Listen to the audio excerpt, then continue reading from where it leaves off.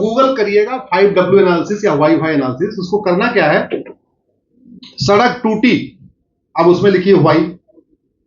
क्या उत्तर हुआ, मटेरियल खराब था। अब मटेरियल खराब क्यों था, फिर लिखिए वाई। तो कमीशन हो गया, तो कमीशन ज्यादा क्यों हो गया, वाई। हमारे देश में दंड नहीं मिलता, तो चौथा वाई का उत्तर क्या आया, न्यायिक व्यवस्था सड़ी हुई है, कानून ठीक नहीं। बस अंत में आपको आएगा, भय बिन होए न प्रीत। भय कायम करना पड़ेगा, भय ठीक हो जाएगा। उदाहरण के लिए किसी भी आप एग्जाम्पल ले लीजिए, कोई सा भी, उसमें आप 4 बार, जैपनीज का मानना है कि 5वां वाई तो बहुत मुश्किल से लगाना पड़ता है। उनका यह मानना है कि तीसरे चौथे वाई तक आपको रूट काज मिल जाएगा, और रूट काज ठीक करिए। वो क्या करते थे, जैसे मैं मारुति में था, पता चला कि वो इंजन में कोई बोल्ट फेल हो गया, तो पूरा प्रोडक्शन बंद कर देते हैं। फिर कहते हैं भैया वाई एनालिसिस करो इसमें। बोल्ट फेल था, और फिर उसमें देखते हैं कि क्या क्या फेल था। उसमें 5M कहते हैं। 5M का मतलब मैन की फेलियर है, मशीन की फेलियर है, मेथड की फेलियर है, मटेरियल की फेलियर है। कुछ न कुछ तो गड़बड़ होगा ना। तो ये 5W और 5M में उनका जैपनीज कॉन्सेप्ट है। पिछले 20 वर्षों से, बल्कि 24 साल से मैं अखबारों में जो प्रॉब्लम निकलती, किसी 1-2 अखबार की वाई एनालिसिस करता हूं। अखबारों में प्रॉब्लम ही निकलती है, रूट काज तो निकलता नहीं, सॉल्यूशन तो निकलता नहीं। मीडिया में भी देख लीजिए, प्रॉब्लम पे चर्चा होती है, रूट काज और परमानेंट सॉल्यूशन पे चर्चा होती नहीं। तो मैं पर डे किसी एक अखबार, हमारे यहां 2-3 अखबार आता है, 1-2 प्रॉब्लम को वाई करता हूं। लास्ट में हमको मिलता है या तो कानून है नहीं, या तो कानून घटिया है, और कुछ नहीं है। इसलिए हमने नया मिशन शुरू किया, जस्टिस विद इन ईयर का, कि लोगों को 1 साल के अंदर उसका फैसला हो। सड़क के किनारे अगर अवैध निर्माण बढ़ रहा है, क्योंकि कानून का खौफ नहीं है। भाई भाई की जमीन पे कब्जा कर लेता है, क्योंकि कानून का खौफ नहीं है। आप जितना भी अपराध देखेंगे, वो अपराध कुछ लाभ के लिए किए जाते हैं। घूसखोरी पैसे के लिए, जमाखोरी पैसे के लिए, कमीशनखोरी पैसे के लिए, मिलावटखोरी पैसे के लिए, नशा तस्करी पैसे के लिए, मानव तस्करी पैसे के लिए, सोना तस्करी पैसे के लिए, अवैध हथियारों का कारोबार पैसे के लिए, सड़क किनारे अवैध निर्माण पैसे के लिए, घुसपैठ पैसे के लिए, धर्मांतरण पैसे के लिए। सारे अपराध पैसे के लिए होते हैं। लेकिन दुर्भाग्यवश हमारे देश में सारे के सारे 80% अपराध पैसे के लिए होते हैं, लेकिन प्रॉपर्टी जब्त करने, नागरिकता खत्म करने का कोई प्रावधान नहीं। अब नागरिकता तब खत्म हो जब आर्टिकल 11 को बदला जाए। आर्टिकल 11 कहता है कानून बनाओ सिटीजनशिप को लेने के लिए, सिटीजनशिप देने के लिए, और 1955 में कानून बना, उसको कहते हैं सिटीजनशिप एक्ट। लेकिन आज तक सबको नागरिकता मिली, किसी की नागरिकता गई नहीं। कभी आप रिसर्च करना, भारत में आज तक 75 साल में किसी की नागरिकता खत्म नहीं हुई। न किसी जासूस की, न किसी गद्दार की, न किसी दोषद्रोही की, न किसी आतंकवादी की, न किसी अलगाववादी की, न किसी माओवादी की, न किसी नक्सली की, न किसी मिलावटखोर की। 3-3 हजार लोग मर गए नकली दवाइयों से, नागरिकता नहीं खत्म हुई। तो खौफ नहीं है उनको, पता कोई बात नहीं, 5 साल सजा हो जाएगी ना। अलीगढ़ में क्या हुआ, 500 लोग बीमार हुए, 106 लोग मर गए, 5 साल सजा हुई है, और 11,000 रुपए जुर्माना। पता नहीं कब से वो नकली शराब बना बना के बेच रहा था, मरे तो अभी है। तो न प्रॉपर्टी जब्त हुई, न नागरिकता खत्म हुई, तो फिर खौफ कैसे पैदा हो। आपका कल 17 अप्रैल 2024 हाँ, LLB 3 years कोर्स के लिए the main is 5-year LLB course अनरिज देता है। उस पे थोड़ा सा अभी मैंने कल एक PIL फाइल किया कि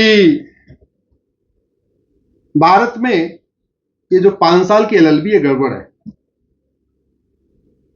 12वीं के बाद अगर 3 साल में फिजिक्स BSc हो सकता है, 3 साल में BCom हो सकता है, 3 साल में BA इकोनॉमिक्स हो सकता है, BA ऑनर्स हो सकता है, तो BA LLB 3 साल में क्यों नहीं हो सकती। अल्टीमेटली LLB क्या है, बैचलर डिग्री या मास्टर डिग्री है। तो जब BA BSc BCom 3 साल में हो सकता है, तो फिर LLB 3 साल में क्यों नहीं हो सकती। हो क्या रहा है, बच्चा 12वीं में उसने PCM लिया, उसको ह्यूमैनिटीज के सब्जेक्ट पसंद नहीं है, लेकिन उसको फोर्स किया जा रहा है तुम बीए एलएलबी करो। जिसको नफरत थी सोशियोलॉजी से, इकोनॉमिक्स से, बाकी सब्जेक्ट से, उसको कह रहे हैं भैया तुम बीए एलएलबी करो।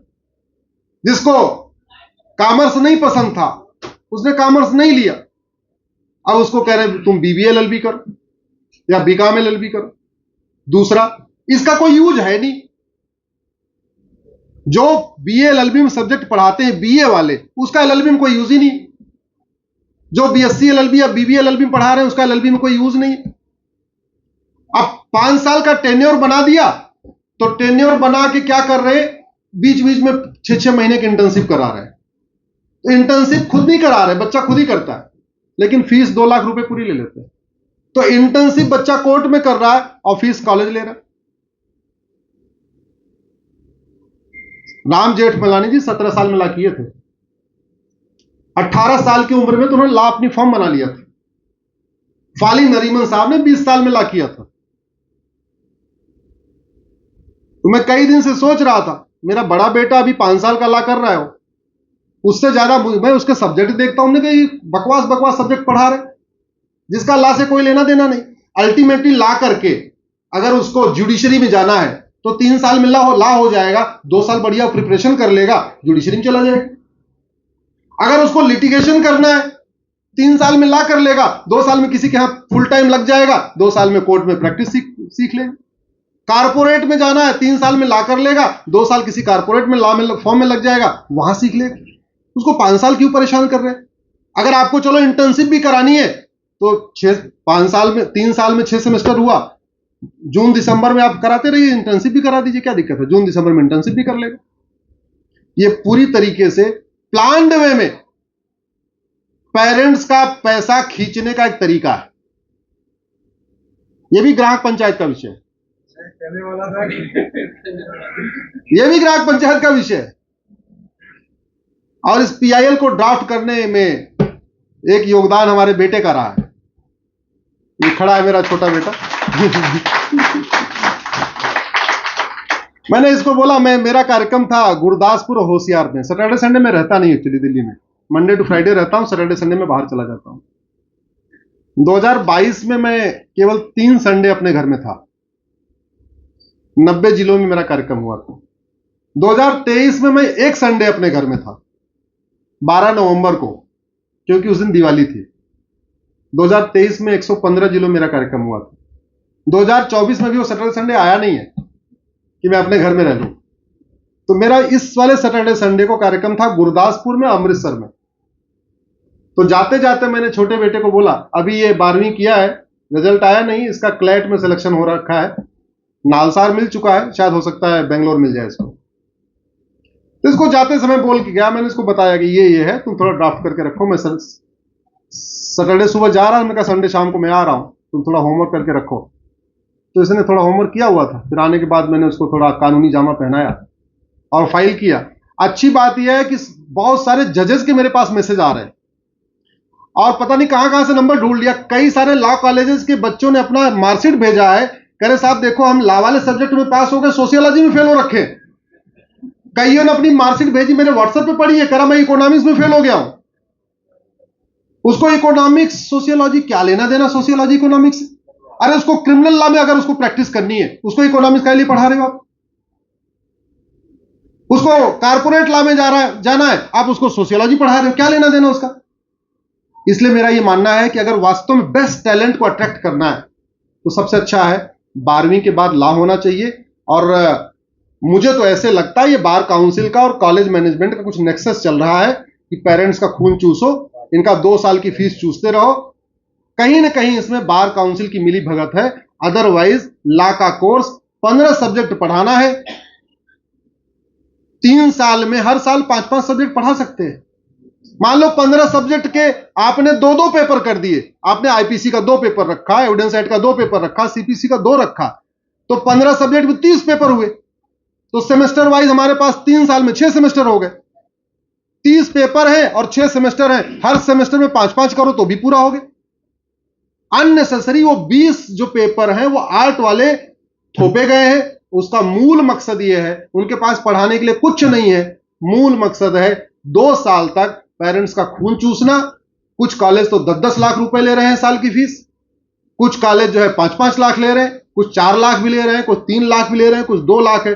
मुझे लगता है ये पूरी तरीके से कॉलेज और बार काउंसिल में मिलके केवल और केवल ग्राहकों का खून चूस रहे हैं, पेरेंट्स का खून चूस रहे हैं। इसलिए मैंने PIL फाइल किया है और मंडे को सुनवाई है। मैं आशा करता हूं सुप्रीम कोर्ट इसका कुछ नतीजा निकालेगा। 4 साल में IIT की डिग्री मिल जाती है, 4 साल में IIT से BTech की डिग्री मिल जाती है और 5 साल में लॉ की डिग्री दी जा रही है। क्या तमाशा है, इसको बंद हो। हाँ, मैंने ये भी लिखा, हमने कहा अगर 5 साल का कोर्स करना है तो दोनों ग्रेजुएट डिग्री एक साथ में क्यों दे रहे हो आप? LLB LLM तो समझ में आता भाई, 3 साल की LLB कर दो, 2 साल का LLM कर दो, जिसको मन करे 3 साल के बाद बाहर आ जाए, जिसको ना मन करे वो कंटिन्यू 5 साल करे। ये बात तो समझ में आती है। BA भी बैचलर डिग्री, LLB भी बैचलर डिग्री, दो बैचलर डिग्री एक साथ भी क्यों दे रहे? आशा है कि ये, इसलिए मैंने इसको बताया आर्टिकल 14 का कंप्लीट वायलेशन है, पूरी तरीके से आर्बिट्रेरी है, पूरी तरीके से इर्रेशनल है, इसकी कोई जरूरत नहीं है। बेटा तो कह रहा था कि पापा आप मेरे नाम पे कर दो, लेकिन अभी 18 का हुआ नहीं। हमने कहा तुम बहस नहीं कर पाओगे, तुम रहने दो, अभी 18 हुआ नहीं था ये, तो इसलिए फिर हमने जल्दी क्योंकि जल्दी से लगवाना था तो हमने कहा हम अपने नाम पे कर देते हैं। तो हमारे बहुत सारे PIL के विषय द्विवेदी ऐसे ही आते हैं। मेरी PIL चल रही है कि मिलावटखोरों पे NSA लगना चाहिए, सुप्रीम कोर्ट में चल रही है। अब पूरे राज्य की सभी सरकारों को नोटिस गया हुआ है, मिलावटखोरों को, कालाबाजारियों को NSA लगना चाहिए, नशा तस्करों के ऊपर NSA लगना चाहिए, ह्यूमन ट्रैफिकर्स के ऊपर NSA लगना चाहिए। ऐसे अलग अलग एक मेरी PIL चल रही है कि जो ग्राहक से संबंधित विषय है। अच्छा वो आपने, मैं तो भूल ही गया था, कई बार मुझे अपनी PIL याद नहीं रहती है कि क्या क्या हुआ फाइल। भारत में सजा 2 होती है, एक कॉन्जेक्टिव होती है, कॉन्करेंट होती है। सामान्यतया भारत में एक ट्रेंड आ गया है, सबको कॉन्करेंट सजा देते हैं। एक तो कानून घटिया है, दंड का प्रावधान नहीं है, सजा बहुत कम है। दुनिया के जिन देशों में जहां झूठ बोलने पे 20-20 साल सजा है, यहां झूठ बोलने पे कोई सजा ही नहीं होती। झूठ बोलना तो फ्रीडम ऑफ एक्सप्रेशन हो चुका है। यहां पे जो सजा है भी एक तो कम है, दूसरा उसको कॉन्जेक्टिव कर देते हैं, कॉन्करेंट कर देते हैं। अगर कॉन्जेक्टिव देना शुरू करें, मान लीजिए 5 धारा है और 5-5 साल की सजा है, तो कम से कम 25 साल की सजा तो होगी। कुछ तो भयभीन होए न प्रीत, खौफ बनेगा। वो करते नहीं है। जजेस क्या कर रहे हैं, कॉन्करेंट सजा दे देते हैं। अब 5 धाराओं में 5 साल सजा है, टोटल सजा 5 साल की होती है। अगर कॉन्जेक्टिव कर दें तो कम से कम 5 + 5 + 5 + 5 25 ईयर हो जाएगी। तो मेरी PIL चल रही है दुबे जी की, जितने कंज्यूमर से रिलेटेड केसेस हैं, जहां कंज्यूमर अफेक्ट हो रहा है मिलावटखोरी के कारण, जमाखोरी के कारण या इस तरीके की समस्याओं में, वहां सजा कॉन्जेक्टिव होनी चाहिए। एक सजा के बाद दूसरी सजा चलनी चाहिए, न कि कॉन्करेंट होनी चाहिए। धन्यवाद।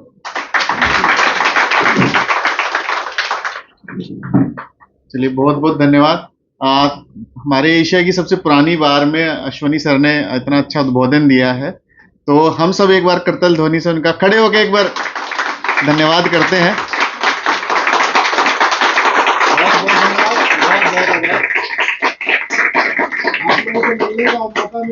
बहुत बहुत धन्यवाद। और इसके बाद आज के कार्यक्रम को अंतिम चरण में ले चलते हैं और मैं दीपक चोपड़ा जी